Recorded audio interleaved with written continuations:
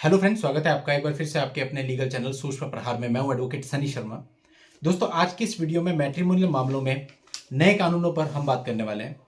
नए कानून के अंतर्गत एफआईआर दर्ज होनी प्रारंभ हो चुकी है, लेकिन अभी भी बहुत हद तक ये लड़की के हाथ में है कि वो पुराने कानूनों में केस दर्ज कराती है क्या नए कानूनों में केस दर्ज कराती है।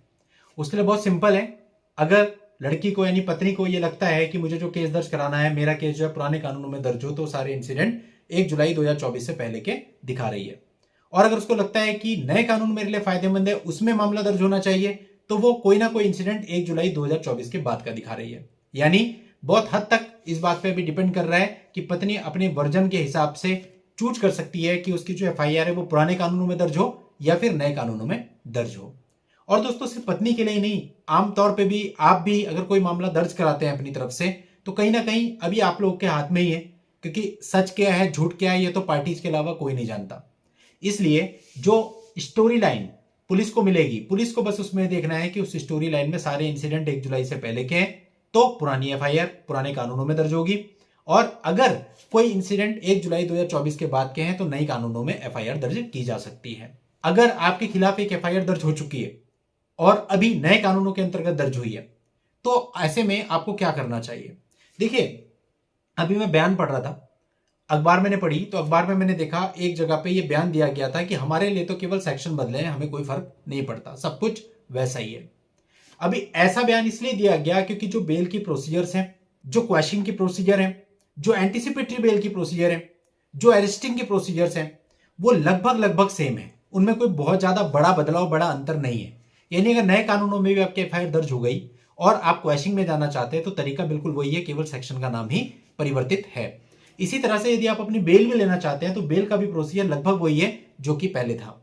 तो आपको किसी भी तरह से ये नहीं सोचना है। कल मैं बल्कि किसी से बात कर रहा था, वो कह रहे थे सर अब तो पता नहीं क्या होगा, नए कानून लागू हो चुके हैं, पता नहीं किसी को इस बारे में पता भी है या नहीं पता है। अभी मैं किसी से डिस्कस भी करूं तो मैं कैसे एश्योर करूं खुद को कि हाँ वो जो कह रहे हैं वो सही है।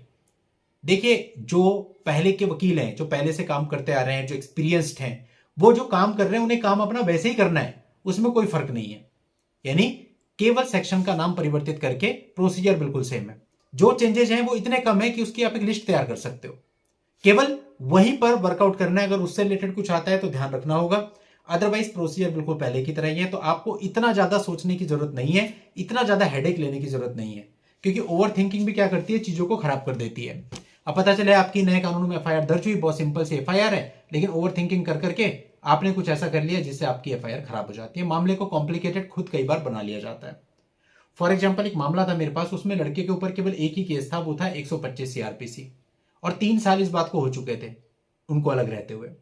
अब कोई और केस दर्ज नहीं था। सिंपली अगर वो चाहता तो 125 सीआरपीसी को डील करता, जो कि आपको पता ही है कि अगर पत्नी काम नहीं कर रही है तो उसको कुछ ना कुछ मेंटेनेंस बन जाता, केस आपका खत्म हो जाता। और उसका कहना था कि मुझे मेंटेनेंस देने में कोई ज्यादा प्रॉब्लम है भी नहीं। अब बात सारी ये थी कि 125 होते ही पति ने अपनी तरफ से कुछ केसेज किए, कुछ अपनी मदर की तरफ से किए। उससे हुआ क्या कि 3 साल से जो केस चल रहा था 125 सीआरपीसी का, उसके अलावा कुछ भी नहीं था। अब जैसे उनकी तरफ से हुआ तो पत्नी ने अपनी तरफ से डीवी एक्ट भी डाल दिया, कंप्लेंट केस भी डाल दिया, अपनी तरफ से 498 की एफआईआर भी करा दी। यानी आपने कितना कॉम्प्लिकेटेड कर लिया। देखिए, अगर चीजें ऐसी होती कि आपके ऊपर पहले से 125 भी चल रहा होता, 498 भी चल रहा होता, 1-2 केसेस और चल रहे होते, कोई अपील चल रही होती, मतलब आप स्टक्ड होते मल्टीपल लिटिगेशन में, तो आपको ऐसे स्टेप लेना चाहिए था कि चलो मैं भी अपनी तरफ से कोई केस करता हूं ताकि चीजें बैलेंस हो जाए। पर जहां पे एक ऐसा सिंपल सा केस चल रहा था जिसको आप बहुत ही सिंपली डील कर सकते थे, वहां आपने खुद 8-10 मुकदमों में खुद को उलझा लिया। जिससे क्या होगा, जिससे आपके एक्सपेंडिचर भी बहुत ज्यादा होंगे, जिससे आप फंसेंगे भी। तो दोस्तों, कहीं ना हमें प्रैक्टिकल सोचना चाहिए। मैंने ये देखा कि किसी वीडियो में जो बात बताई जाती है, कई लोग होते हैं वो उसे अपने केस से रिलेट करने लग जाते हैं। भाई, आपका जो केस है वो आपकी परिस्थितियों के हिसाब से एक केस है। जो वीडियो है ये इस देश के लाखों लोगों के लिए एजुकेशन पर्पज से बनाया गया है। तो कहने का मतलब, आप इसको किसी पर्टिकुलर स्पेसिफिक केस से रिलेट नहीं कर सकते। इससे केवल आप सीख सकते हो कि आपको प्रैक्टिकली किस तरह से सोचना है, किस तरह से आगे बढ़ना है, क्या गलतियां नहीं करनी है। बट हर एक का मामला अलग है और हर एक के मामले के हिसाब से स्ट्रेटेजीज तय होती हैं। अब मान लेते हैं एक वीडियो जनरलाइज ये बनाया गया कि भाई आपको इस स्टेज पे डाइवोर्स फाइल नहीं करना चाहिए। अब लेकिन आप पर्सनली अगर कोई ओपिनियन लेते हैं किसी से, तो वो आपको ये सजेस्ट कर सकते हैं कि इस स्टेज पे आपको डाइवोर्स फाइल करना चाहिए। रीजन बिहाइंड इट, क्योंकि हो सकता है आपके मामले में वही आपका बेस्ट स्टेप हो। तो दोस्तों, इसलिए आपको लकीर का फकीर नहीं बनना। वीडियोज को सुनना है, समझना है, वहां से एजुकेशन ग्रहण करनी है, लेकिन जो भी स्टेप आप लेते हैं वो स्पेसिफिकली अपने मामले की जो परिस्थितियां हैं उसके आधार पर आपको तय करना है, ताकि आपको मैक्सिमम रिलीफ मिल सके। चलिए दोस्तों, आज के इस वीडियो में इतना ही। नेक्स्ट वीडियो में नई जानकारी के साथ मैं आपसे फिर मिलता हूं। तब तक के लिए good bye and thank you for watching. Take care.